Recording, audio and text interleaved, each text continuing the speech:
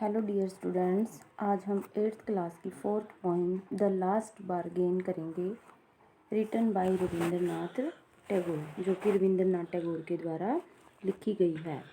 A bargain is an agreement in which both parties promise to do something for each other. Bargain bargain क्या होता है? सौदा। Agreement क्या होता है? समझौता। जो एक सौदा है वो एक तरह से समझौता होता है, इन विच जिसमें बोथ पार्टीज दोनों ही पक्ष promise to do something for each other एक दूसरे के लिए कुछ करने का वायदा करते हैं। Someone is looking for work. Looking for मतलब तलाश में या खोज में, कोई काम खोज रहा है। वेटिंग टू बी हायर्ड, कोई किराए पर लिए जाने का इंतजार कर रहा है। He strikes a bargain but thinks it worthless. वह एक सौदा तय करता है परंतु उसे यह वर्थलेस लगता है, मूल्यहीन लगता है। ही ट्राइज ट्वाइस अगेन, वह 2 बार फिर से कोशिश करता है। But does not like either, लेकिन दोनों में से उसे कुछ भी पसंद नहीं आता।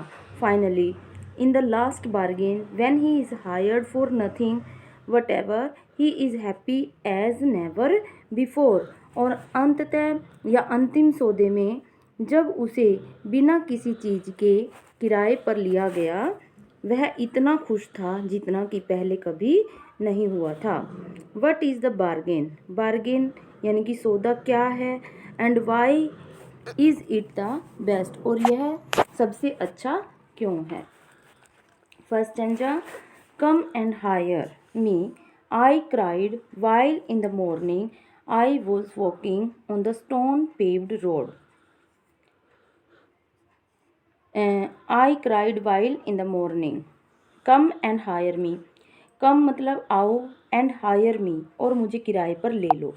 I cried मैंने चिल्लाकर कहा, while in the morning सुबह के समय, I was walking on the stone paved road जब मैं पत्थर से बने हुए या पत्थरों से बनी हुई सड़क के ऊपर चल रहा था, तब मैंने चिल्लाकर कहा सुबह के समय कि आओ और मुझे किराए पर ले लो।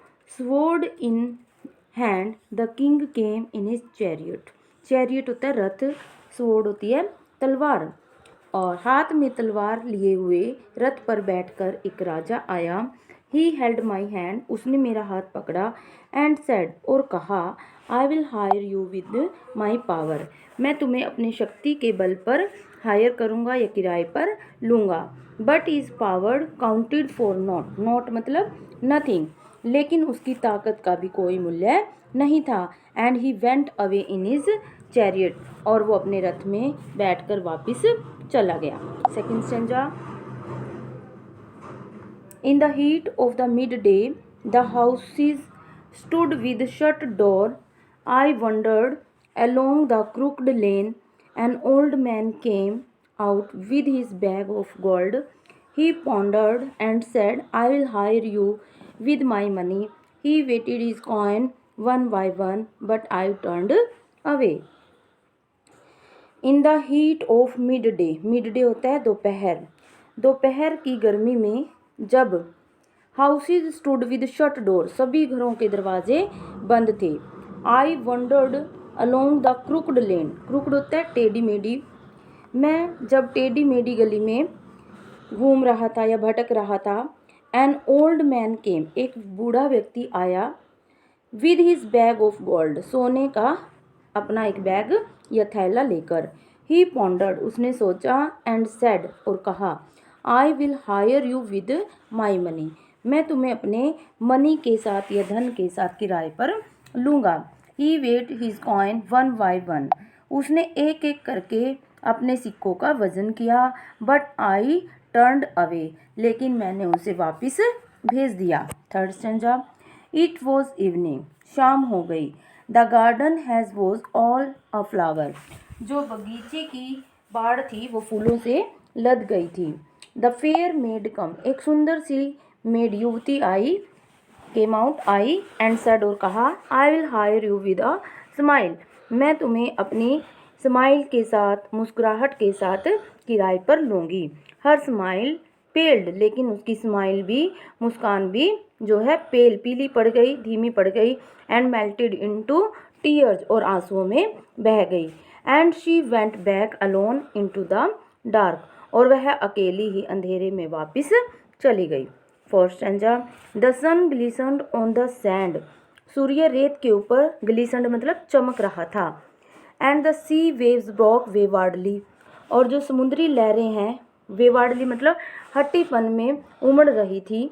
अ child sat playing with shell, और उस समुद्र किनारे एक बच्चा बैठा हुआ सीपियों, शैल होता है सीपियों के साथ खेल रहा था।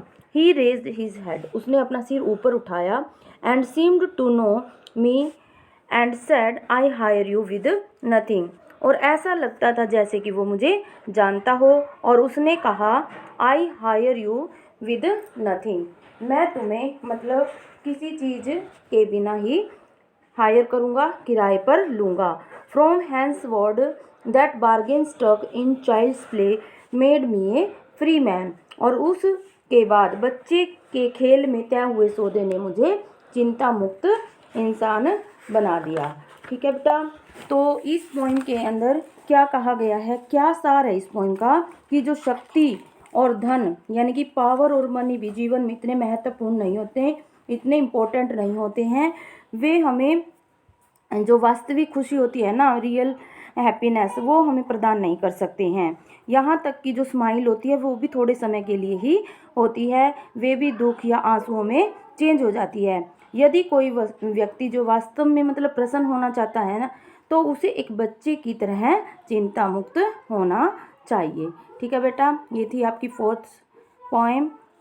आई होप आपको अच्छे से समझ में आई होगी। यदि आपको ये पोएम अच्छे से समझ में आई हो तो लाइक, शेयर एंड सब्सक्राइब ज़रूर करना। ओके, थैंक यू बेटा।